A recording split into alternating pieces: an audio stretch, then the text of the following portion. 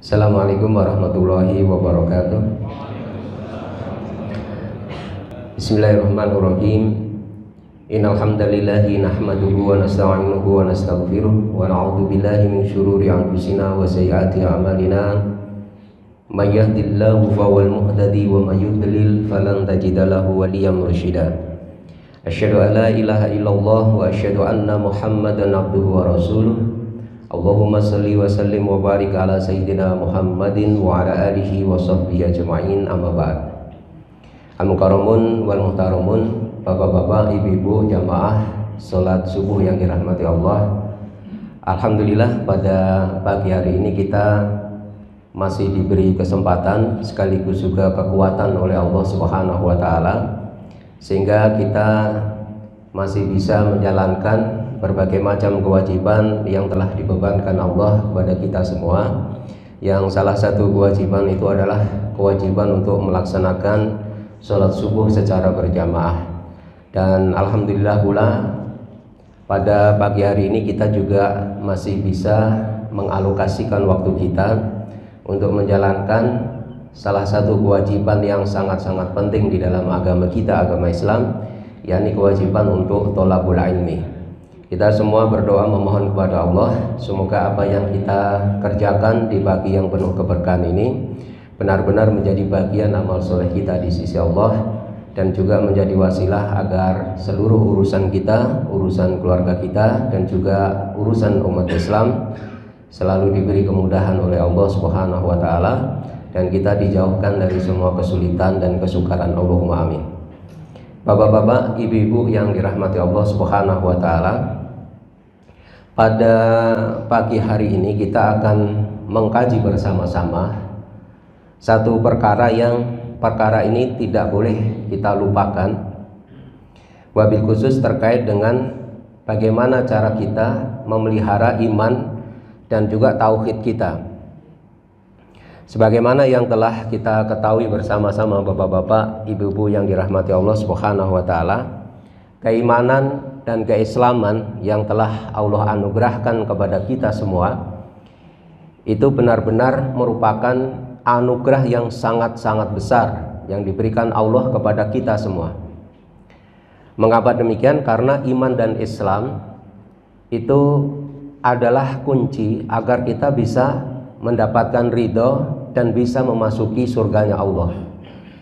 Apabila seseorang memiliki iman dan Islam sampai pada akhir hayatnya, maka dipastikan orang tersebut akan dimasukkan oleh Allah Subhanahu wa taala ke dalam surganya.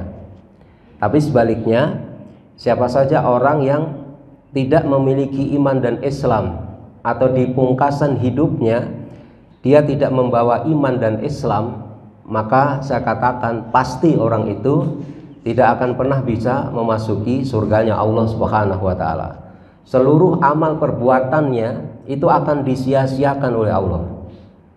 Artinya adalah sebanyak apapun perbuatan baik yang ia lakukan di kehidupan dunia ini, maka tidak akan mendapat balasan dari Allah kalau orang tersebut tidak membawa iman dan Islam pada saat dipanggil oleh Allah.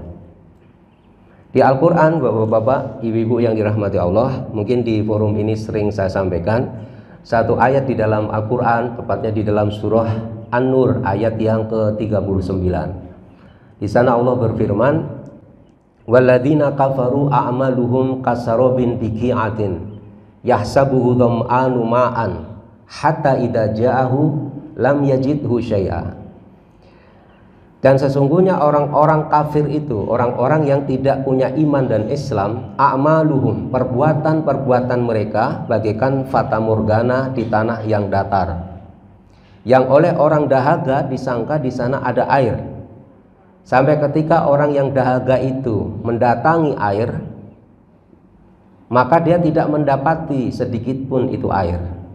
Jadi ini adalah tamsil dari Allah Subhanahu wa taala bahwa orang yang tidak memiliki iman dan Islam, maka dia akan benar-benar dalam keadaan merugi. Seluruh amal perbuatannya akan disia-siakan oleh Allah, seperti fata morgana, seakan-akan ada tetapi sesungguhnya tidak ada. Nah, oleh karena itu bapak-bapak, ibu-ibu yang dirahmati Allah, perkara penting yang harus selalu kita pelihara, selalu kita jaga adalah jangan sampai kita itu condong kepada orang-orang yang berbuat aniaya atau orang-orang yang dolim. Karena kedoliman itu merupakan salah satu perkara yang bisa merusak iman dan Islam kita. Apabila kita condong, lebih-lebih lagi kita memberikan bantuan ataupun memberikan dukungan kepada setiap bentuk kedoliman, maka itu bisa merusak iman dan tauhid kita. Makanya di dalam Al-Quran, di dalam surah Hud itu disebutkan, surat Hud ayat yang ke-113, Allah Subhanahu wa taala berfirman, "Wala tarkanu ilal ladzina zalamu fatamassakumun naru wa ma lakum min dunillah min auliya'a tsumma la tunsurun."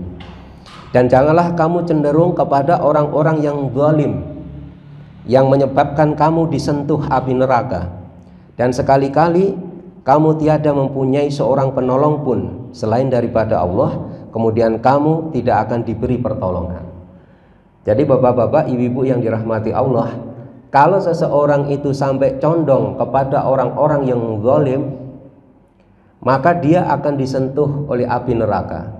Dan di ayat itu disebutkan, wa ma lakum min dunillah min auliya, dan tidak ada bagi kamu seorang penolong pun kelak dari akhir kecuali hanya Allah. Biasanya begini bapak-bapak, ibu-ibu yang dirahmati Allah, mengapa orang itu sampai condong kepada orang zalim, sampai bahkan memberikan dukungan, bantuan mati-matian kepada orang-orang zalim? Dikarenakan dia akan mendapatkan pertolongan dari orang-orang zalim itu di dalam kehidupan dunia, seraya mengorbankan kehidupan akhirat yang justru sangat-sangat berharga, sangat-sangat penting bagi orang-orang yang beriman.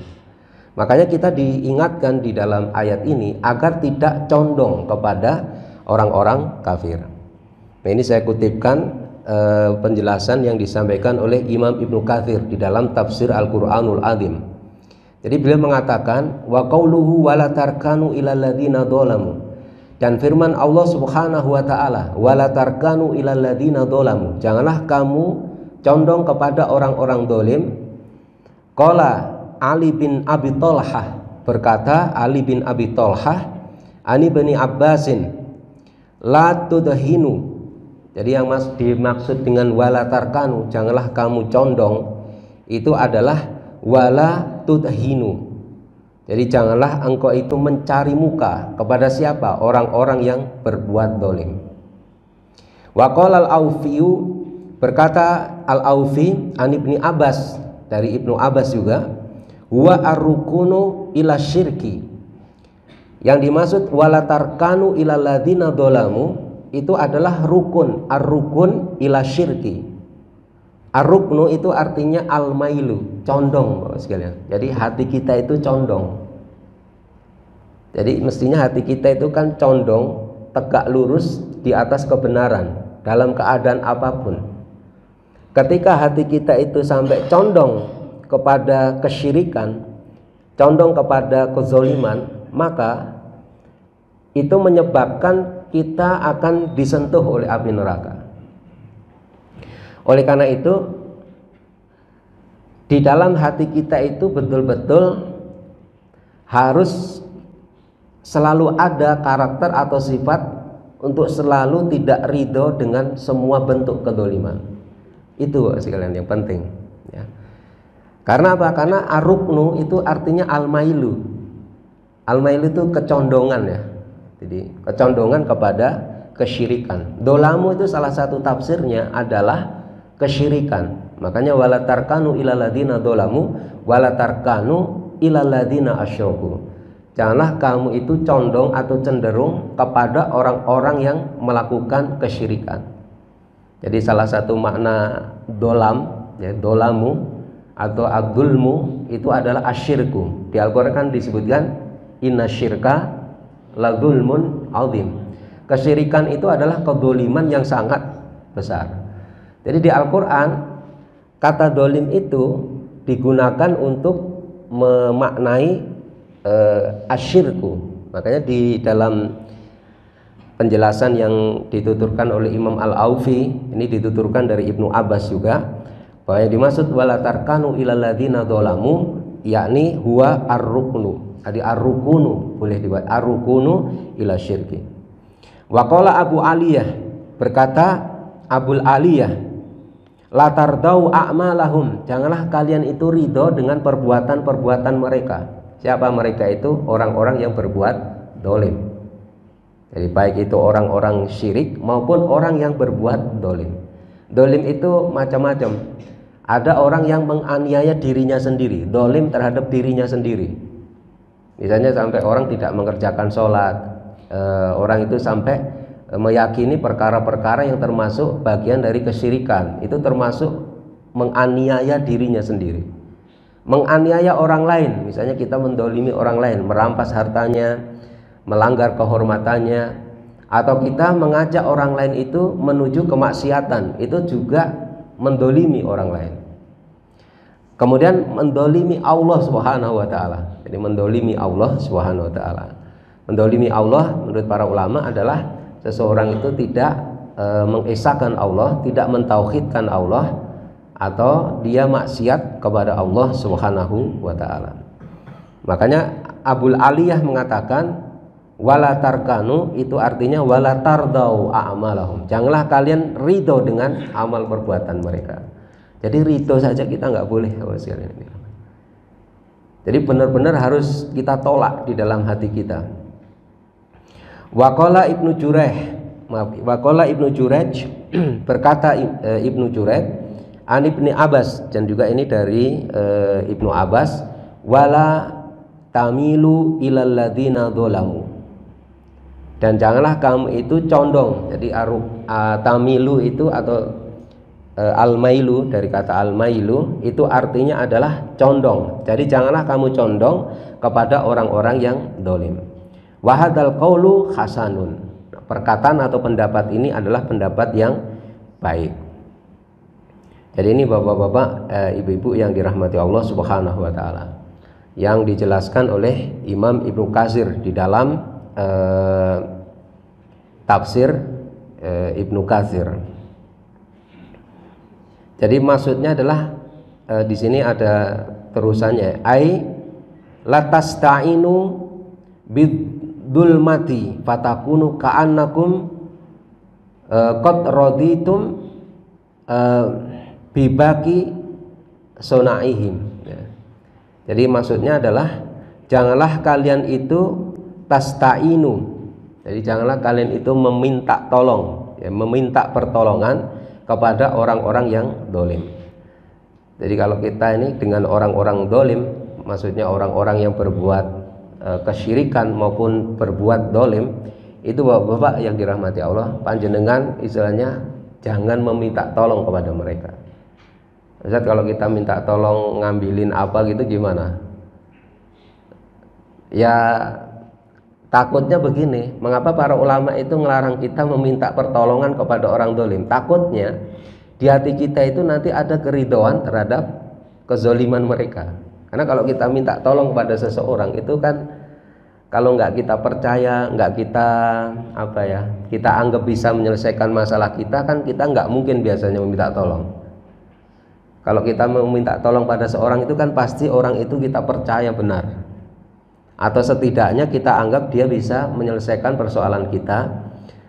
Sehingga kalau kita sampai meminta pertolongan kepada orang-orang yang berbuat dolim, maka seakan-akan kita itu telah meridhoi apa yang telah mereka lakukan. Jadi memang betul-betul istilahnya harus memisahkan diri, harus baro'ah. Itu sekali yang dirahmati Allah. Jadi kalau ini orang benar-benar dolim, usahakan jangan gitu. Baik dalam urusan-urusan yang sebetulnya boleh-boleh saja ya. Nabi pun juga pernah kan bermuamalah dengan orang-orang non-muslim, itu juga pernah. Cuma usahakan kita tidak istilahnya bermuamalah dengan mereka yang khawatirnya hati kita itu condong atau ridho dengan aktivitas atau perbuatan mereka. Ya Bagusnya kita kalau minta pertolongan dengan orang-orang muslim, kita bermuamalah dengan orang-orang muslim ya. Jadi jangan sampai kita ya, istilahnya condong hati kita kepada orang-orang yang menyekutukan Allah Subhanahu wa taala. Kemudian hadis dari Imam Muslim. Jadi ini dari Abu Dzar radhiyallahu taala anhu dituturkan. Jadi an Abi Dzarrin qala Rasulullah sallallahu alaihi wasallam bima yarwi an rabbih tabaraka wa taala. Jadi ini hadis qudsi. Jadi dari Abu Dzar beliau berkata, qala Rasulullah sallallahu alaihi wasallam, bersabda Rasul sallallahu alaihi wasallam bima yarwi an rabbih, dari apa-apa yang beliau riwayatkan dari Tuhannya baginda Nabi Muhammad SAW tabaraka wa ta'ala. Ini haramtu ala nafsi dzulma wa ala ibadi fala tadhallamu. Sesungguhnya aku itu mengharamkan atas diriku. Jadi ini Allah berfirman, ini hadisnya hadis qudsi. Sesungguhnya aku itu telah mengharamkan atas diriku kezaliman wa ala ibadi, dan juga aku telah mengharamkan kezaliman itu kepada hamba-hambaku. Fala tadhallamu, maka janganlah kalian itu saling mendolimi. Jadi ini konteksnya bapak-bapak, ibu-ibu yang dirahmati Allah, ya kita mendolimi ya, baik dengan perkataan atau dengan perbuatan kita. Jadi dolim ini kan mungkin yang sering kita dengar adalah meletakkan sesuatu tidak pada tempatnya. Jadi wat usyai ala ghairi mahallihi, jadi meletakkan sesuatu bukan pada tempatnya, itu disebut dengan kedzaliman. Nah, di dalam hadis ini kita dijelaskan untuk benar-benar menjauhi perbuatan dolim. Jadi ini mencakup semua hal ya Bapak sekalian yang dirahmati Allah. Jadi kita berbuat aniaya kepada orang lain, nah itu dilarang di dalam Islam. Lalu apa kaitannya dengan keimanan kita? Orang itu kalau sudah melakukan tindakan dolim, pasti di dalam hatinya itu ada keinginan untuk membangkang dari perintah-perintahnya Allah. Itu pasti. Kalau ada orang sampai mendolimi orang lain, baik dengan perkataan kita ataupun dengan perbuatan kita. Makanya jangan sekali-kali kita berbuat dolim kepada seseorang, karena dolim itu kan Masya Allah nanti kalau dituntut sampai hari akhir, nah itu yang repot ya Bapak sekalian. Kalau misalnya kita mendolimi orang di dunia, kita belum diberi maaf atau belum sempat kita meminta maaf kepada orang yang kita dolimi, itu akan bisa menjadikan kita berada dalam kondisi yang benar-benar merugi di hari akhir. Makanya jangan sekali-kali kita mendolimi, apalagi yang didolimi orang banyak ya Bapak sekalian. Panjenengan kalau mengurusi apapun, wabil khusus terkait dengan orang banyak, jangan sekali-kali berbuat aniaya atau berbuat dolim. Masya Allah, itu benar-benar serius. Misalnya nanti kita akan bahas hadis yang terkait dengan kedoliman ini, kaitannya dengan akidah dan tauhid kita. Dan bagaimana sikap kita terhadap orang dolim? Yang pertama adalah tidak condong kepada kedoliman mereka. Jadi sekali lagi bapak-bapak, ibu-ibu yang dirahmati Allah, sikap kita terhadap kedoliman itu tidak boleh condong sedikit pun. Nggak boleh, itu benar-benar dilarang dalam Islam. Makanya tadi wala tarkanu ilal ladzina dzalamu. Jadi yang dimaksud ar-ruknu itu belum sampai mendukung, belum. Mendukung dengan fisik itu belum. Hatinya cuma condong saja gitu, seneng atau ridho gitu. Itu saja tidak boleh dalam Islam. Lebih-lebih lagi memberikan dukungan atau bantuan. Kemudian yang kedua adalah menolong orang yang dolim dan yang didolimi. Nah gitu. Jadi sikap yang diajarkan baginda Nabi kepada kita terhadap orang yang dolim, orang dolim itu tetap harus ditolong. Bukan hanya orang yang didolimi yang kita tolong, tapi juga orang yang berbuat dolim itu sendiri juga harus kita tolong. Di dalam hadis yang diriwayatkan oleh Imam Bukhari dan Muslim, baginda Nabi Muhammad SAW, beliau pernah bersabda, "Unsur akhaka doliman au madluman."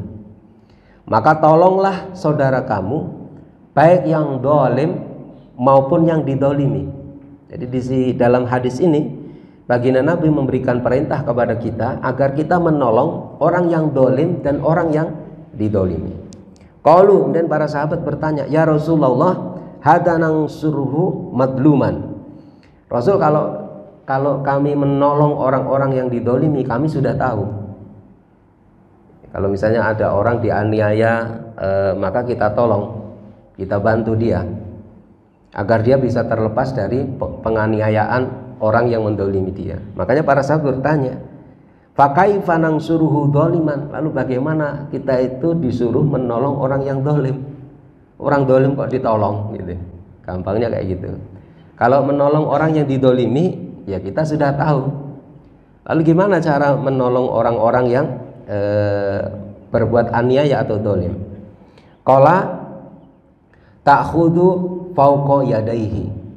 Nabi mengatakan, kamu mengambil dari kedua tangannya sebab yang menjadikannya berlaku dolim. Itu bapak-bapak, ibu-ibu yang dirahmati Allah, cara menolong orang-orang yang berbuat dolim. Kalau misalnya begini, ada orang itu karena kepopulerannya dia itu berlaku dolim, maka sebab yang menjadikan dia berlaku dolim itu harus kita ambil gitu. Jangan dibuat populer, karena kalau dia semakin populer, dia akan semakin dolim. Kalau ada seseorang itu berlaku dolim disebabkan karena dia itu katakan punya kekuasaan, maka kekuasaannya harus diambil. Supaya apa? Supaya dia tidak berlaku dolim. Karena kekuasaan itulah yang menjadikan dia berlaku dolim. Berarti cara menolong orang dolim ini adalah dengan cara kita tidak menyerahkan kekuasaan kepada orang tersebut. Ini yang disabdakan baginda Nabi Muhammad Sallallahu Alaihi Wasallam. Jadi bapak sekalian yang dirahmati Allah, itu sikap kita terhadap orang yang berbuat dolim. Jadi tetap harus ditolong ya. Tidak boleh tidak ditolong ya. Tapi cara nolongnya adalah dengan mengambil sebab yang menjadikan dia berbuat dolim. Dan di dalam hadis riwayat Imam At-Tabarani itu, tapi ini ada di dalam kitab yang judulnya Kanzul Umal. Ini saya kutipkan dari kitab Kanzul Umal. Tapi ini sebenarnya hadis diriwayatkan oleh Imam At-Tabarani dari Nabi Shallallahu Alaihi Wasallam. Sayakunu alaikum a'immatun yamlikuna arzaqakum, yuhaddisunakum fayaktibunakum. Jadi di dalam kitab Kanzul Umal itu baginda Nabi mengatakan begini, akan ada di tengah-tengah kalian itu para pemimpin yang menguasai pendapatan kalian. Jadi menguasai rizki kita. Maksudnya rizki itu di sini pendapatan. Kalau rizki miliknya Allah ya, yang dirahmati Allah. Yuhaddisunakum fayaktibunakum. Mereka kalau berbicara dengan kalian, maka mereka mendustai kalian atau membohongi kalian. Wa ya'maluna wa yasi'unal amal. Dan kalau mereka berbuat itu perbuatannya benar-benar sangat-sangat buruk. La yardauna minkum hatta tahsunu qabihakum. Ya. Dan mereka tidak akan ridho kepada kalian sampai kalian itu menganggap baik perbuatan tercela mereka, dan sampai kalian waktu soddiku kadbahum, dan sampai kalian itu membenarkan kedustaan mereka. Jadi ini ada orang-orang yang mereka diberi kewenangan oleh Allah Subhanahu wa taala memimpin urusan-urusan orang banyak, tetapi bapak-bapak, ibu-ibu yang dirahmati Allah Subhanahu wa taala, mereka itu karena mengurusi urusan orang banyak, Mereka memegang kendali dari orang-orang banyak, sampai istilahnya menguasai pendapatan kita. Tapi kalau mereka itu berbicara, itu suka membohongi kita. Kalau mereka beramal, itu amalnya buruk sekali. Jadi kalau mereka itu mengatur urusan-urusan orang banyak, itu jelek sekali itu cara ngaturnya. Dan mereka tidak akan meridhoi kalian, layar dauna minkum hatta tahsunu qabihahum. Mereka tidak akan meridhoi kamu sampai kamu menganggap baik ya, perbuatan tercela mereka, dan sampai kalian membenarkan kebohongan mereka. Tapi Nabi Shallallahu Alaihi Wasallam mengatakan begini, dalam konteks seperti ini, fa'atuhumul haqqa marodau, maka berikanlah hak mereka, apa yang menjadikan mereka ridho. Jadi gini Bapak sekalian, maksud hadis ini ya, Masya Allah, kita ini sebagai seorang muslim, kalau ada orang lain punya hak kepada kita, hatta orang itu berlaku dolim, tetap hak mereka kan harus kita tunaikan ya. Nggak boleh kalau misalnya ada orang punya hak kepada kita, hanya gara-gara dia itu misalnya maksiat, dolim dan macam-macam, kemudian kita tahan haknya, itu nggak boleh. Berarti kita juga dolim juga. Jadi hak mereka tetap harus ditunaikan dalam keadaan apapun. Faida tajawazu, tetapi jika mereka sudah melampaui batas, famang kutila ala dalika fahuwa syahidun.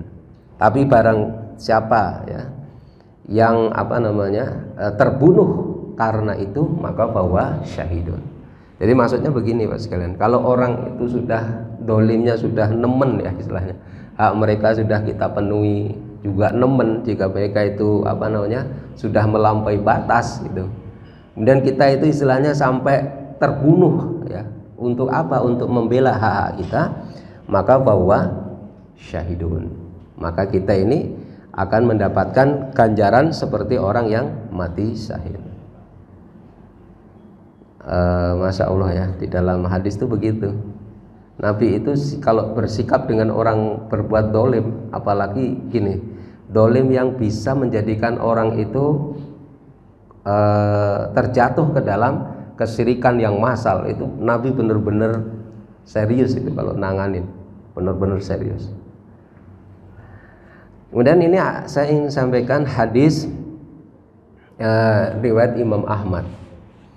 Jadi ini adalah pesan baginda Nabi Muhammad Shallallahu Alaihi Wasallam kepada seorang sahabat yang namanya Ka'ab bin Ujrah. Nah ini Ka'ab bin Ujrah. Jadi gini Bapak sekalian yang dirahmati Allah, kalau kita itu sampai istilahnya condong kepada orang-orang yang dolim, mungkin kalau maksud saya gini, orang dolim itu kan ada tingkatan-tingkatannya ya. Ada orang dolim, dia nggak punya kekuasaan, nggak punya harta. Kalau ngatasi orang seperti itu mungkin gampang ya, kita gampang. Tapi ada orang yang dolim, nah kedolimannya itu di backup oleh kekuasaan dan harta yang banyak, bahkan dia punya pengikut juga. Coba kalau kita menghadapi orang seperti ini gimana? Bahkan ini orang memegang pendapatan kita gitu, mereka memegang ini.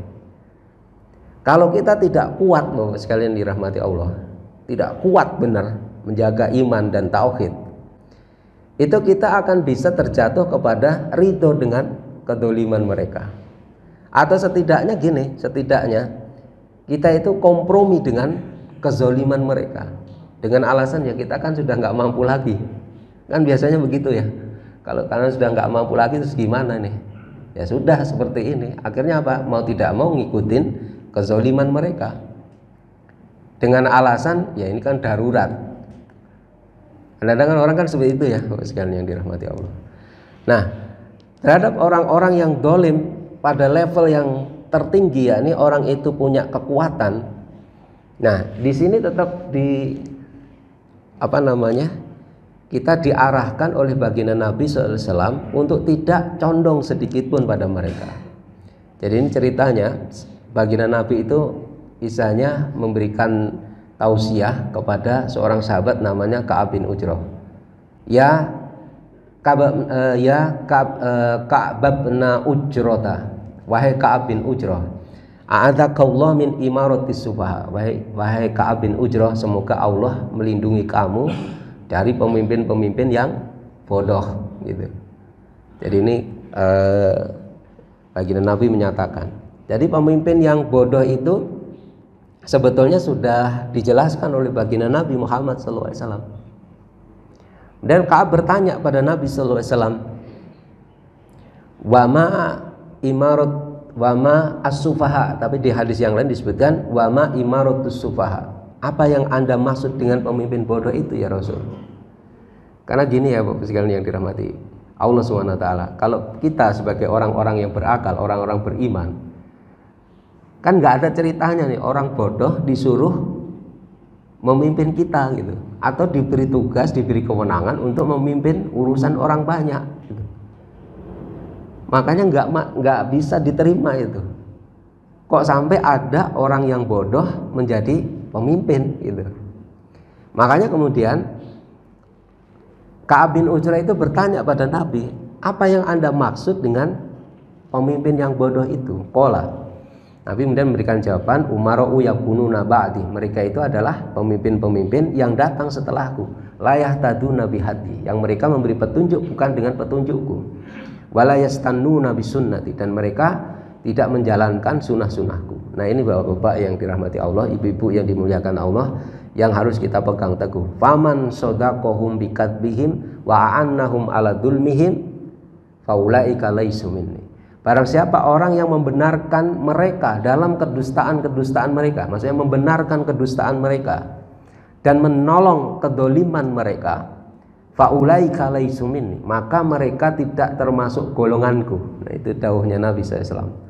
Walastu minhum, dan aku bukan menjadi golongan mereka. Itu Nabi kita, Nabi Muhammad. Kalau panjenengan dikatakan oleh Nabi Shallallahu Alaihi Wasallam, Anda bukan golongan saya dan saya bukan golongan Anda, Masya Allah, itu harus benar-benar takut dan khawatir. Mungkin kalau yang ngomong saya mungkin tidak masalah gitu. Bapak-bapak bukan golongan saya juga bukan golongan bapak, emangnya ente siapa, mungkin gitu ya kita.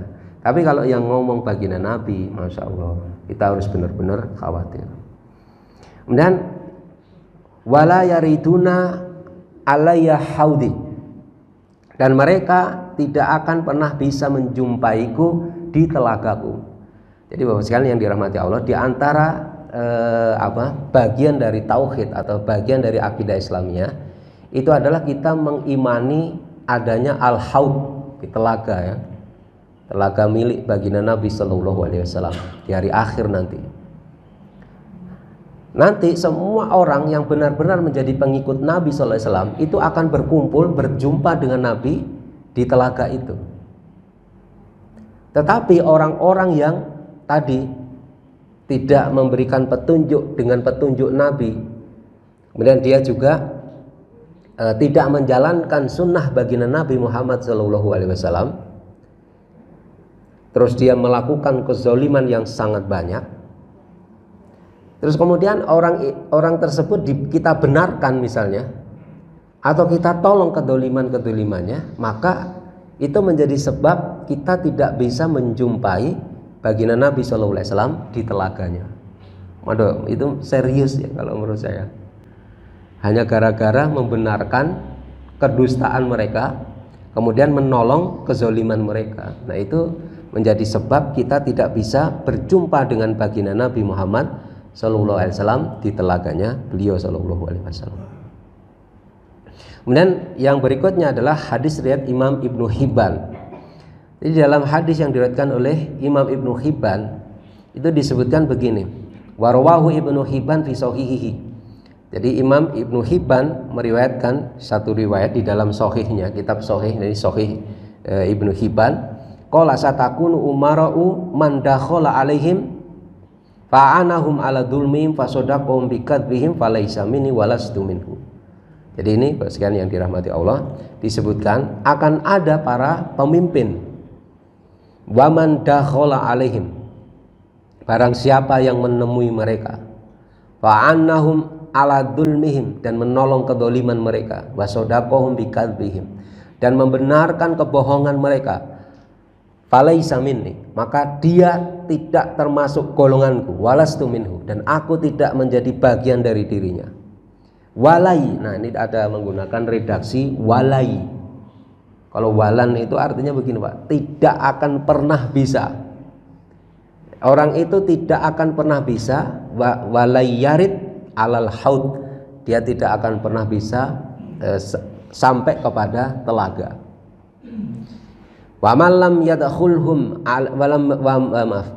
wa man lam yadkhul alaihim, barang siapa yang tidak menemui mereka, walam yu'inhum ala dzulmihim, dan tidak menolong kedoliman mereka, walam yusaddiqhum bikadzbihim, dan tidak membenarkan kedustaan mereka, fa huwa minni wa ana minhu wa sayaritu alal haud, dia aku adalah golongan dia dan dia adalah golonganku, dan mereka bisa menjumpai telaga, jadi bisa sampai ke dalam telaga.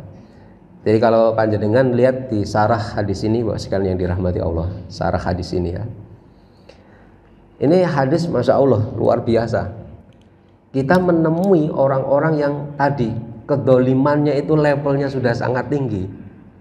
Itu saja oleh Nabi SAW kita betul-betul diwanti-wanti, jangan sampai kan baman dakhala alaihim, barang siapa yang menemui mereka dan menolong kedoliman mereka, membenarkan kedustaan mereka, maka mereka itu bukan golonganku dan aku bukan golongan mereka, dan mereka tidak akan pernah bisa sampai kepada telaga. Makanya para ulama pada saat membahas hadis ini, mereka sampai begini wasilan,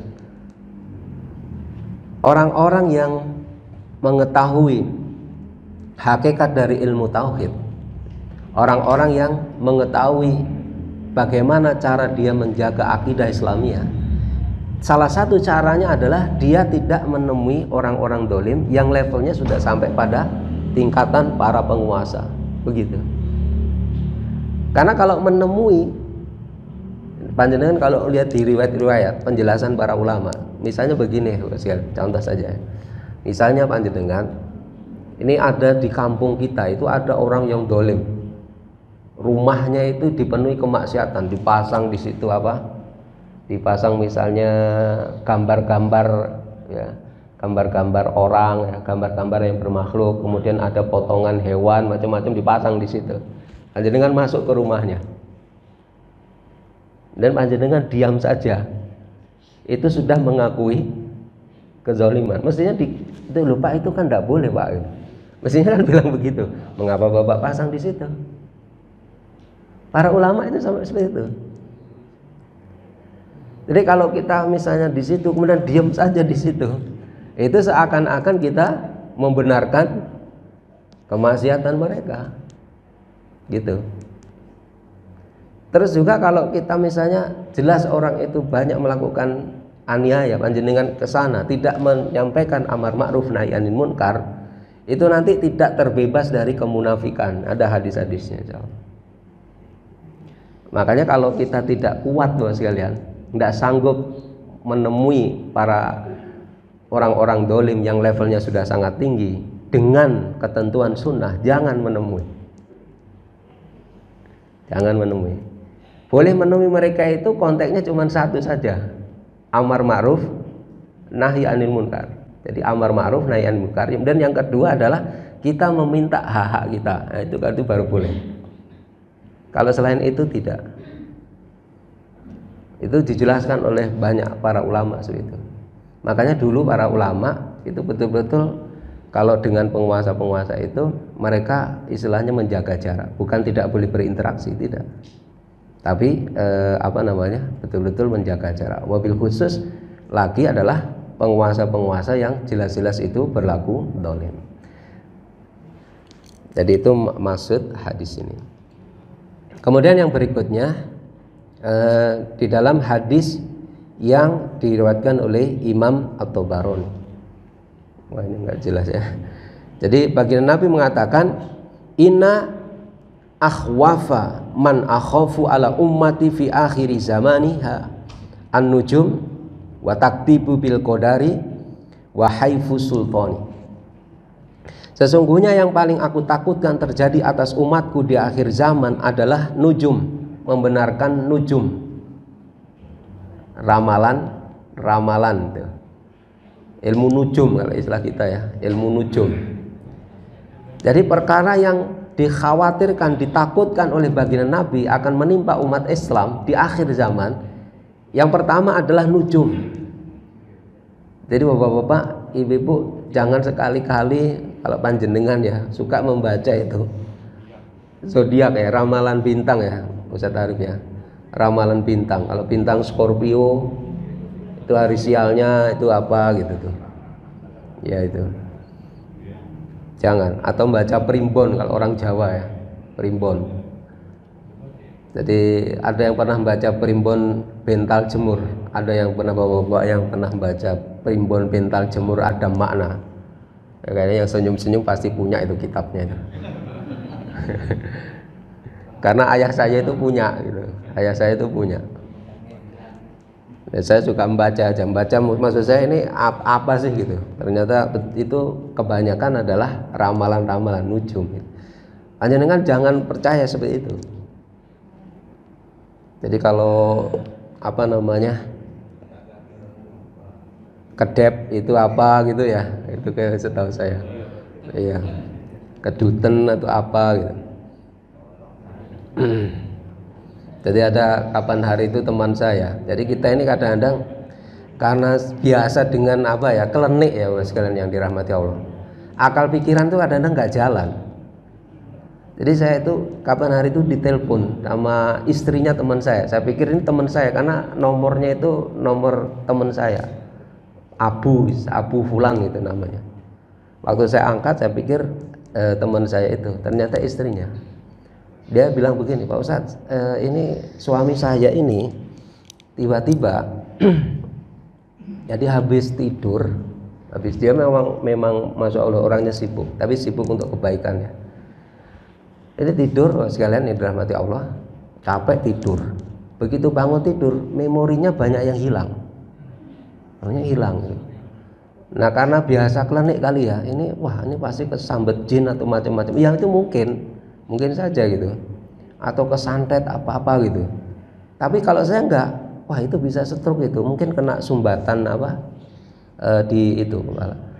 Terus saya tanya, sudah kebawa ke dokter belum gitu? Itu harus segera dibawa ke dokter, saya bilang, jangan sampai lambat. Jadi kalau orang kena stroke itu harus ditangani, kalau bisa ditangani sebelum 6 jam sejak dia stroke, maka insya Allah bisa pulih 100%. Itu kata dokter. Tapi kalau lebih dari itu organnya sudah mulai rusak dan sembuh 100%-nya rada sulit gitu. Nah memang benar akhirnya setelah di CT scan itu ya, betul ada penyumbatan memang. Nah ini dia juga nggak jatuh nggak apa gitu, memang stroke yang nggak diketahui gitu. Nah orang-orang kan sudah nganggapnya ini disambet jin atau disantet orang gitu. Jadi kita kan jadi nggak benar itu. Jadi kita biasa saja kalau menghadapi begitu ya, meskipun ada kemungkinan juga. Ada mungkin pernah saya cerita juga ke bapak-bapak ibu-ibu. Ada teman saya itu punya bibi.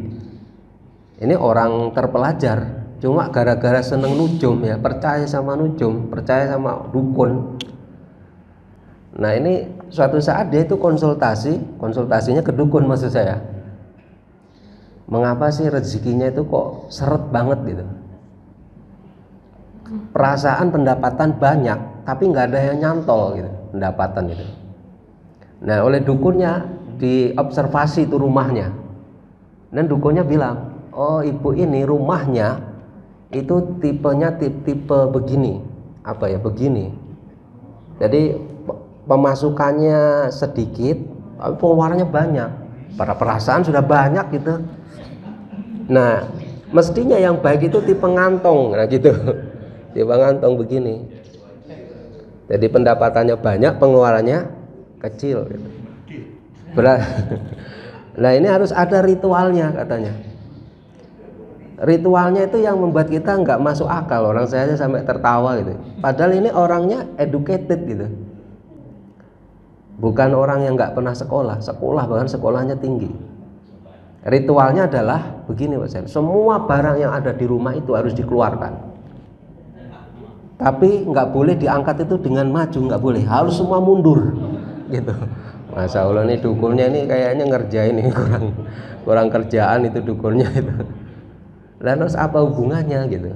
Tapi ya masih ada juga orang yang percaya. Jadi bapak-bapak, ibu-ibu yang dirahmati Allah, nggak ada satupun makhluknya Allah yang mengetahui apa yang akan terjadi masa depan, itu nggak ada satupun. Kalau ada orang yang punya keyakinan seperti itu, masya Allah itu dia seperti Tuhan. Makanya itu betul-betul syirik, paling dibenci oleh Allah. Makanya dosa yang tidak diampuni dalam tanda kutip itu dosa menyekutukan Allah. Kemudian yang kedua adalah watakdibun bil qadari, mendustakan takdir. Bapak-bapak mungkin kalau anaknya ngelihat itu, saya pernah ngelihat juga sih, karena anak saya itu sering lihat dulu tuh. Meskipun akhirnya ya TV di rumah itu saya matiin di rumah. Naruto, tahu nggak Naruto ya misalnya? Film Naruto itu loh, Naruto. Jadi Naruto itu selalu bilang kita harus kalahkan takdir. Jadi nggak percaya sama takdir. Semua itu terjadi karena usaha kita sendiri. Nah makanya jenengan jangan sampai mendustakan takdir, nggak boleh. Ini kalau saya nggak begini itu nggak akan berhasil begini, tidak boleh.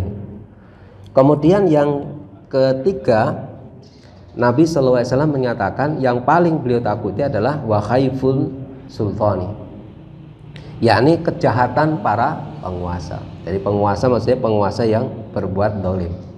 Itu yang paling ditakuti. Karena apa? Kalau penguasa sampai berbuat jahat, itu kejahatannya bisa berimbas kepada orang banyak.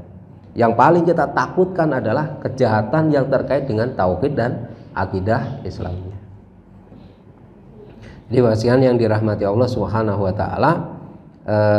Dan yang terakhir ini ya ingin saya sampaikan, itu hadis riwayat Imam At-Tabarani, qala sallallahu alaihi wasallam, man aana dzaliman bi batilin liyudkhita bi batili haqqan faqad bari'a min dimatillahi azza wa jalla wa dimmati rasul. Nah, barang siapa orang yang menolong orang yang dolim dengan sebuah kebatilan untuk melenyapkan kebenaran dengan kebatilannya, maka dia telah terlepas dari perlindungan Allah Subhanahu wa taala dan Rasulnya. Makanya jangan memang gak boleh sedikit pun condong kepada mereka. Kemudian yang terakhir wasiat yang dirahmati Allah, dalam hadis riwayat Imam Abu Dawud, man khosama fi batilin wa ya'lamu annahu batilan lam yazal fi sakhtillahi hatta yang anhu. Barang siapa memperkarakan orang dalam kebatilan sedangkan ia tahu bahwa ia adalah kebatilan, maka ia terus berada dalam kemurkaan Allah hingga dia mencabut kedolimannya. Jadi mencabut tadi. Karena ada ya Bapak sekalian, kita di medsos tuh suka ngelihat ya, orang nggak salah apa-apa diperkarakan, nggak tahu pokoknya dikenain pasal aja itu pokoknya. Nah sementara yang jelas-jelas berbuat dolim justru tidak diproses dengan cepat. Tapi ini sebenarnya ada perkara yang terakhir ya sekalian yang dirahmati Allah. Mungkin ini perlu kita waspadai benar ya.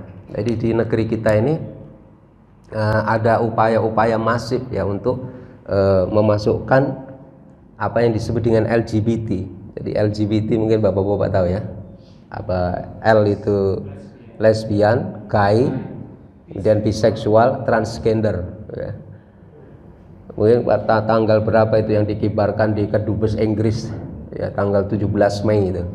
Dan 17 Mei itu sudah ditetapkan sebagai hari anti homofobia. Jadi WHO tahun 1990 itu sudah menetapkan bahwa perilaku homoseksual itu tidak boleh dianggap perilaku menyimpang. Itu sudah ada resolusinya. Nah di negeri kita ini ada terus itu upaya-upaya. Makanya bapak-bapak, ibu-ibu mungkin lewat kajian di pagi hari ini saya ingin ingatkan. Sekarang ini kalau kita punya anak laki-laki, ya, dulu kita paling khawatir kalau anak laki-laki kita itu pacaran sama anak perempuan gitu, kemudian berbuat kekejian gitu. Itu yang kita takutkan kan begitu. Kita dulu mungkin nggak pernah berpikir laki-laki sama laki-laki gitu. Nah sekarang itu sudah terjadi. Bahkan ini diupayakan masif, perempuan dengan perempuan. Makanya kalau punya anak yang mungkin radang ganteng harus hati-hati sekarang. Karena cowok ganteng itu sekarang nyarinya cowok ganteng yang lain. Makanya ada guyon kan di Jakarta itu sekarang itu perempuan-perempuan cantik itu sukanya menikahnya dengan laki-laki yang jelek. Mengapa? Mengapa? Karena laki-laki gantengnya sukanya dengan laki-laki ganteng yang lain gitu. Ya sudah habis itu laki-laki ganteng. Nah sekarang di negeri kita itu bahkan kemarin Pak Mahfud MD ya dia bilang belum ada hukum yang bisa menjerat LGBT di negeri ini. Makanya sekarang mau digodok ini.